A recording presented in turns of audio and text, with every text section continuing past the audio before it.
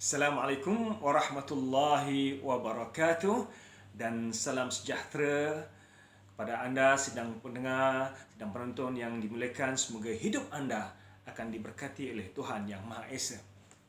Kita masih lagi membicarakan tentang kenyataan yang menyatakan bahawa Nabi Muhammad seorang yang gila seks. Lantaran itu, baginda memiliki ramai isteri. Sedangkan Jesus tidak pernah memikirkan tentang seks, hanya fokus pada dakwah dan tidak berkahwin. Dalam 2 video yang lepas saya telah menjelaskan tentang beberapa individu dan juga nabi-nabi yang termaktub namanya dalam Bible melakukan juga poligami. Nabi Ibrahim, Nabi Yaqub, bahkan di kalangan mereka mempunyai isteri yang lebih ramai daripada Nabi Muhammad SAW, seperti Nabi Daud dan Nabi Sulaiman. Demikian juga Rahibin memiliki isteri yang lebih ramai daripada Nabi Muhammad SAW. Namun demikian, Al-Quran tetap menyanjung dan memuji mereka. Kemudian saya juga jelaskan fakta-fakta sejarah hikmah di sebalik perkahwinan Nabi Muhammad SAW yang menggambarkan bahawa Nabi Muhammad bukan seorang yang gila seks. Bahkan tuduhan seperti ini tidak pernah wujud di zaman Nabi Muhammad SAW. Sekiranya benar memang Nabi Muhammad seorang yang gila seks, pastinya orang Arab Quraisy telah menggunakan hujah ini untuk memburuk-burukkan Nabi Muhammad SAW bagi menyekat dakwah Islam yang berkembang ketika itu. Namun tidak ada seorang pun di kalangan mereka yang menuduh Nabi Muhammad dengan tuduhan seperti ini. Pada kali ini, saya akan bicarakan sejauh manakah kebenaran dakwaan yang menyatakan bahawa Jesus tidak berkahwin. Mungkin ramai di kalangan kita yang terkejut kenyataan ini, bahawa Jesus pernah berkahwin dan mempunyai anak. Saya akan bawa beberapa ayat daripada Bible dan juga kenyataan-kenyataan daripada ilmuwan Kristian dan ilmuwan Barat yang menyatakan bahawa Jesus telah pun berkahwin. Saya tidak bawa kenyataan ataupun kajian-kajian daripada ilmuwan Islam supaya tidak nampak ia berat sebelah. Saya bawa kajian daripada ilmuwan-ilmuwan Kristian sendiri yang membuktikan bahawa Jesus pernah berkahwin dan memiliki anak. Pertamanya, saya mulakan dahulu tentang penjelasan Al-Quran tentang para Rasul yang Allah utuskan. Untuk pemahaman tuan-tuan, Al-Quran telah pun menjelaskan bahawa Allah telah mengutuskan ramai para Rasul sebelum Nabi Muhammad SAW. Dan di antara Rasul yang diutuskan ialah Jesus ataupun Isa putra Maryam.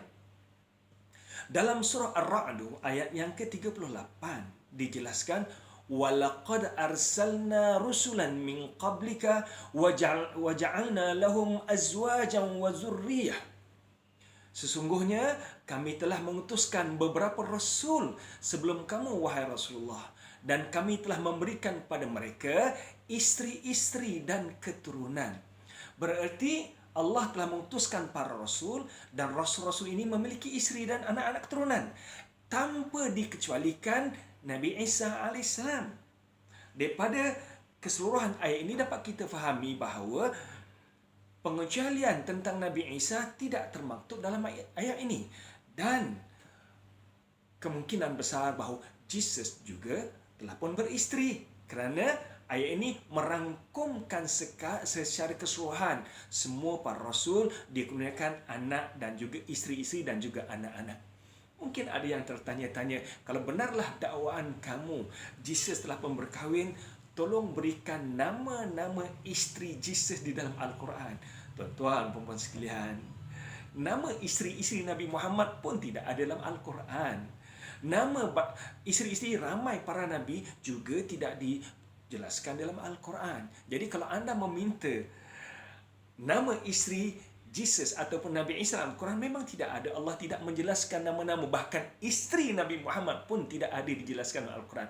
Untuk makluman anda semua, manusia yang hidup zaman Nabi Muhammad SAW, namanya disebutkan Al-Quran hanya 3 orang saja. Iaitu Nabi Muhammad sendiri, disebutkan sebanyak 4 kali dengan nama Muhammad dan sekali dengan nama Ahmad.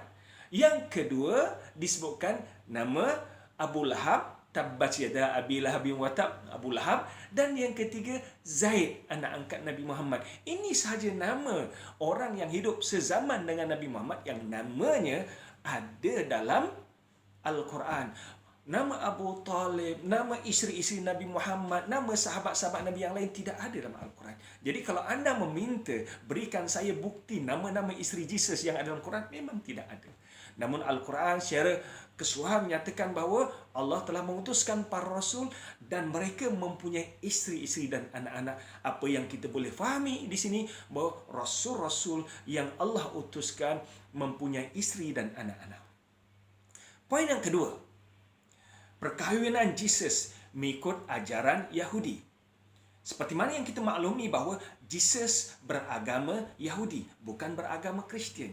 Jesus pergi ke sinagog, bukan ke gereja. Jesus menyambut Passover, bukan Christmas. Sebab itulah Dr. Hozem menyatakan bahawa Jesus adalah orang Yahudi. Bahkan kalau kita perhatikan Hans Kong dalam buku beliau, Jesus in His Time, menyatakan Jesus adalah seorang yang beragama Yahudi, membesar ikut budaya orang Yahudi, mengamalkan ajaran Yahudi, dikhatankan pada hari yang ke-8 mengikut cara orang Yahudi. Dan perkara yang unik, ialah perkara yang unik apabila kita mengetahui bahawa Jesus adalah seorang Yahudi, baginda juga melaksanakan ajaran Nabi Musa AS, iaitu ajaran Taurat. Dan dalam masyarakat orang Yahudi, hanya orang yang berkahwin sahaja yang diakui sebagai Rabai. Dalam video-video sebelum ini telah pun saya jelaskan gelaran yang diberikan kepada Nabi Isa AS ataupun Jesus adalah Rabai. Pengikut Jesus memanggil Jesus sebagai Rabai. Tidak ada seorang pun pengikut Jesus yang memanggil Jesus, oh my God. Tidak ada seorang pengikut Jesus yang memanggil Jesus sebagai Tuhan. Sebaliknya, mereka memanggil Jesus dengan gelaran Rabai. Dan perkara yang unik yang perlu kita fahami bahawa seorang Rabai mestilah mereka yang berkahwin. Ini adat yang diamalkan oleh orang Yahudi. Hal ini kerana mereka berpegang kepada ajaran Taurat. Rabai mesti seorang yang berkahwin. Seorang guru adalah seorang yang berkahwin. Dan dalam ajaran Taurat, tuan-tuan boleh rujuk dalam Genesis chapter yang pertama, ayat 27 hingga 28. Allah menciptakan manusia itu mengikut gambarnya. Menurut gambar Allah diciptakan dia. Lelaki dan perempuan diciptakannya mereka. Allah memberkati mereka, lalu Allah berfirman kepada mereka, beranak cuculah dan bertambah banyak, penuhilah bumi dan taklukkanlah itu, berkuasalah atas ikan-ikan di laut dan burung-burung di udara dan segala binatang yang merayap di bumi. Apa yang digambarkan ayat ini menekankan bahawa kehidupan orang Yahudi yang berpasang-pasangan, ada suami dan ada isteri. Oleh kerana Jesus adalah seorang yang beragama Yahudi, mengikut ajaran Taurat, berpegang pada ajaran Nabi Musa AS, pastinya mengikut ajaran Genesis ini, Jesus juga telah pun berkahwin. Demikian juga Genesis chapter yang kedua, ayat yang ke-18, the Lord God said, it is not good for the man who live alone. I will make a suitable companions to help him. Tuhan Allah berfirman, tidak baik kalau manusia itu seorang diri saja. Aku akan menciptakan penolong baginya yang sepadan dengan dia. Nak gambarkan bahawa Tuhan tidak suka orang yang hidup membujang bersendirian, lalu dijadikan pasangan. Dan apa yang ada dalam budaya orang Yahudi, hanya seorang Rabai adalah orang yang berkahwin. Jadi Jesus dipanggil oleh Rabai. Ini berarti Jesus juga telah pun berkahwin. Ikut apa yang terkandung di dalam Taurat ataupun Old Testament. Yang ketiga, perkahwinan mengikut apa yang termaktub dalam New Testament, dalam Bible, dalam New Testament. Ayat sebelum tadi saya bacakan daripada Old Testament, dalam Genesis. Kita lihat poin yang ketiga, perkahwinan Jesus seperti mana yang termaktub di dalam Bible. Saya tertarik dengan apa yang dijelaskan oleh Dr. Barbara Turing. Beliau dilahirkan di Australia Beliau menamatkan pengajian di peringkat PhD dalam bidang teologi pada tahun 1973 lagi. Dan semenjak tahun 1967, beliau telah menjadi pensyarah di University of Sydney dalam bidang teologi dan kepakaran beliau dalam bidang agama Kristian. Dr. Barbara Tering menyatakan, Profesor Dr. Barbara Tering menyatakan bahawa apa yang termaktub, apa yang wujud dalam kajian New Testament and the Dead Sea Scroll, setelah kajian beliau selama 20 tahun tentang New Testament dan juga the Dead Sea Scroll, beliau membuat kesimpulan dalam buku beliau yang bertajuk Jesus the Man. Dalam buku beliau, Jesus the Man, Jesus seorang manusia. Beliau menyatakan bahawa Jesus telah berkahwin dan mempunyai zuriat. Jesus tidak hidup membujang. Ada beberapa ayat dalam Bible yang dapat difahami bahawa Jesus telah pun berkahwin. Dan ayat ini cukup jelas memberikan gambaran bahawa Jesus telah pun berkahwin. Dr. Barbara Tering menyatakan bahawa berkurun lamanya orang Kristian cuba menafikan bahawa Jesus telah pun berkahwin. Namun beberapa ayat dalam Bible beliau petik menunjukkan bahawa tindak laku ini menjelaskan Jesus telah pun berkahwin. Anda boleh rujuk dalam Luke chapter yang ke-7 ayat 38 di mana dijelaskan sambil menangis dia, yakni Maria Magdalene, pergi berdiri di belakang Jesus dekat kakinya, lalu membasahi kakinya itu dengan air matanya dan menyapu dengan rambutnya. Kemudian dia mencium kaki dan meminyakinya dengan minyak wangi itu. Perhatikan, Maria Magdalene bukan kalangan adik-beradik Jesus. Beliau adalah orang di luar keluarga Jesus. Siapakah Maria Magdalene? Profesor Terry menyatakan bahawa Maria Magdalene adalah merupakan isteri pertama Jesus. Lantaran itulah Maria Magdalene boleh mendekati Jesus, membasahi kaki Jesus dengan air matanya, menyapu kakinya dengan rambutnya, kemudian mencium kakinya serta menyapukan minyak wangi pada kaki Jesus. Sedangkan ikut ajaran Yahudi, Maria Magdalene adalah bukan mahram Jesus. Dan ikut peraturan orang Yahudi yang bukan mahram, yang boleh berkahwin ini tidak boleh bersentuhan. Budaya ini ataupun adab ini ataupun syariat ini sama dengan syariat Islam. Orang yang bukan mahram tidak boleh bersentuhan. Bagaimanakah Jesus, seorang rabai, seorang guru, seorang rasul, boleh disentuhi oleh Maria Magdalene yang bukan mahramnya, bahkan menyapunya, meminyakinya dan mencium kakinya?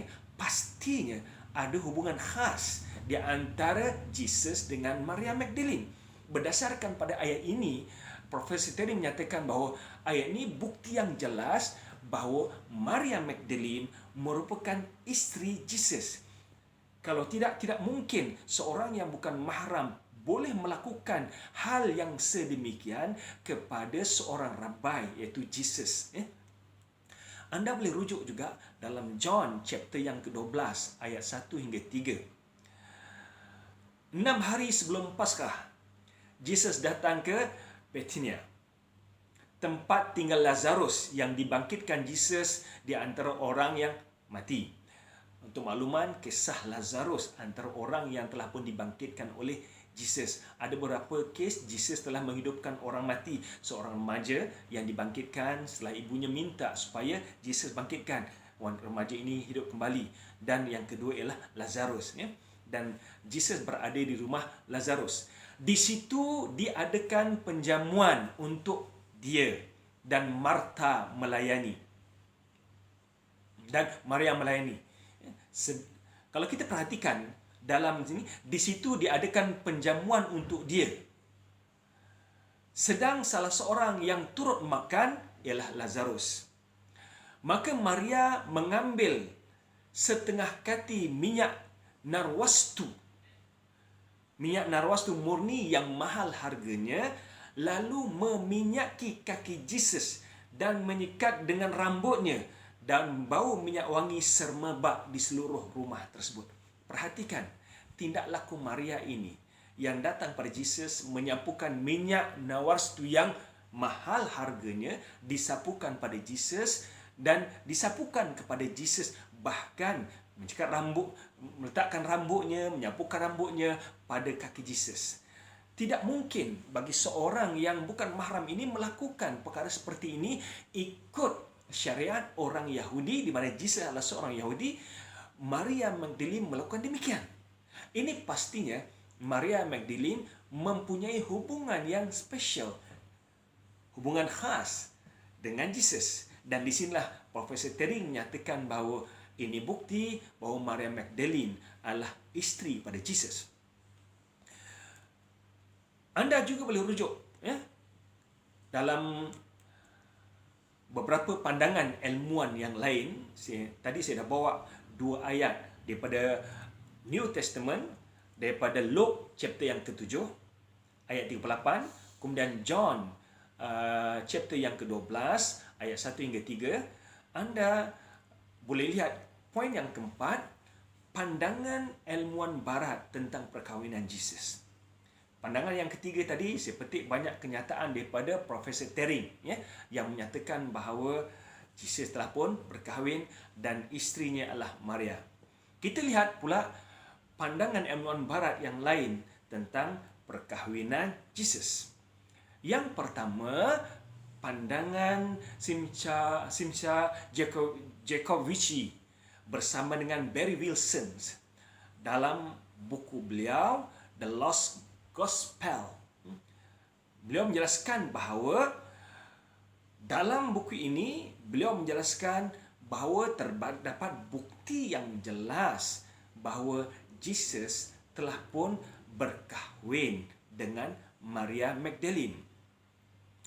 Menurut Barry Wilson dan Simcha Jacovici dalam buku tersebut, perkahwinan dan mempunyai anak adalah suatu yang menjadi amalan penting bagi lelaki Yahudi dahulu dan sekarang.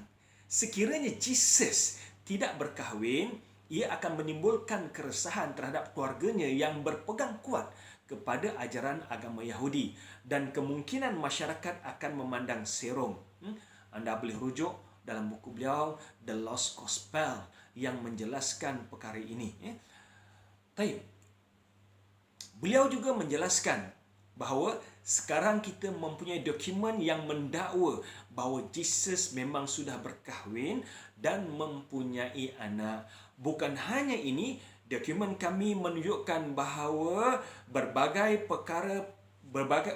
bagi pengikut asalnya, perkahwinan Jesus adalah aspek terpenting dalam teologi mereka. Saya ulangi nyataan beliau. Sekarang kita mempunyai dokumen yang mendakwa bahawa Jesus memang sudah berkahwin dan mempunyai anak. Bukan hanya ini, dokumen kami menunjukkan bahawa bagi beberapa pengikut asalnya, perkahwinan Jesus adalah aspek terpenting dalam teologi mereka. Yang kedua, kita lihat apa yang dinyatakan oleh James Robinson, di mana beliau menyatakan kenyataan bahawa Jesus telah berkahwin ini bertambah kukuh dengan penemuan Injil Philips di daerah Nang Hamedi, Mesir pada tahun 1945. Dalam Injil Philips disebutkan dengan jelas ada 3 orang yang selalu berjalan bersama Jesus: Maria ibunya, Maria saudari ibunya, dan Maria Magdalene yang disebut sebagai pasangannya. Kemungkinan Injil Philips ini baru ditemui agak baru pada tahun 1945. Tapi kalau anda perhatikan kepada ayat-ayat Bible yang saya jelaskan sebelum ini, ia merupakan kenyataan Bible yang lama, sama ada daripada Old Testament ataupun New Testament, tentang perkahwinan yang dikaitkan tentang Jesus. Yang ketiga, scholar yang ketiga, Profesor Karen L. King. Tuan-tuan boleh rujuk dalam kenyataan beliau di mana ada disebutkan The Gospel of Jesus' Wife. Menurut Profesor Karen L. King yang diungkapkan di hadapan Congress of Coptic Study ataupun Kongres International Kajian Koptik ke-10 di Rome, disimpulkan bahawa orang-orang Kristian pada peringkat awal perkembangannya percaya Jesus telah pun bernikah. Jesus telah pun bernikah. Ini kenyataan Karen L. King. Yang keempat, tuan-tuan boleh rujuk kenyataan Robert E. dan juga Wayne Worcester, di mana dalam buku beliau Jesus Outside the New Testament, Jesus Outside the New Testament, beliau menyatakan bahawa Jesus bukan hanya berkahwin dengan Maria Magdalene, bahkan Jesus mempunyai isteri yang kedua, dan beliau menamakan isteri yang kedua ialah Lydia of Philippus, dan mereka dianugerahkan dengan perkahwinan ini, iaitu antara Jesus dengan Lydia of Philippus dengan seorang anak perempuan. Ya. Ini dinyatakan oleh Ges Wormes dalam buku beliau Searching the Real Jesus. Searching the Real Jesus. Ini di antara kenyataan-kenyataan ilmuwan barat yang menyatakan Jesus telah pun berkahwin.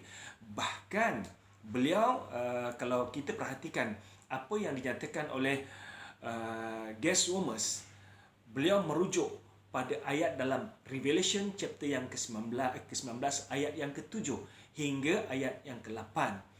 Marilah kita bersukacita, bersorak-sorai dan memuliakan Dia. Dia ini rujuk pada Jesus. Kerana hari perkahwinan anak domba telah tiba. Kerana hari perkahwinan anak domba telah tiba. Dan pengantinnya telah siap sedia. Dan kepadanya dikurniakan supaya memakai kain linen halus yang berkilau-kilau dan putih bersih. Perhatikan ayat ini dijelaskan secara terang. Ya. Perkahwinan anak domba telah tiba dengan menggunakan capital letter anak domba. Merujuk pada Jesus. Dan pengantinnya telah siap sedia. Ayat ini digunakan oleh beberapa scholar barat sebagai bukti yang jelas bahawa Jesus telah pun berkahwin. Satu perkara yang unik, tuan-tuan, yang perlu kita terima hakikat bahawa sejarah tentang Jesus ini tidak diketahui oleh ramai. Bible tidak banyak menceritakan ataupun ilmuwan-ilmuwan sejarah barat tidak menjelaskan secara detail sejarah Jesus. Apa yang kita ketahui ialah hari kelahiran Jesus, ya, yang berlaku antara 4 hingga 6 sebelum Masihi, sampailah ketika mana baginda dibawa oleh ibu dan ayahnya ke Jerusalem, di mana orang ramai teruja dengan kehebatan beliau. Di antara umur 12 tahun hingga 30 tahun digelar sebagai silent years. Lebih kurang 18 tahun waktu itu tidak diketahui apa-apa tentang Jesus. Sejarah Jesus tidak diketahui. Bahkan ilmuwan barat menjelaskan selama 18 tahun ini dikenali sebagai silent years. Dan kemungkinan juga besar di sini waktu itulah Jesus berkahwin. Dan dalil-dalil pada Bible yang cukup jelas menyatakan bahawa hubungan yang begitu rapat di antara Jesus dengan Maria Magdalene tidak mungkin ialah hubungan wanita biasa dengan Jesus. Ini berarti ada hubungan rapat, dan Profesor Tering menggunakan tindakan Maria Magdalene menyapu minyak pada Jesus ini menggambarkan bahawa beliau adalah isteri kepada Jesus. Kemungkinan ada yang tertanya-tanya, ya, sekiranya benar Jesus telah pun berkahwin, mengapakah nama isteri-isteri Jesus tidak dinyatakan dalam Bible? Tidak ada satu ayat yang jelas menyatakan nama isteri-isteri Jesus. Kalaulah Jesus telah berkahwin dan juga berpoligami.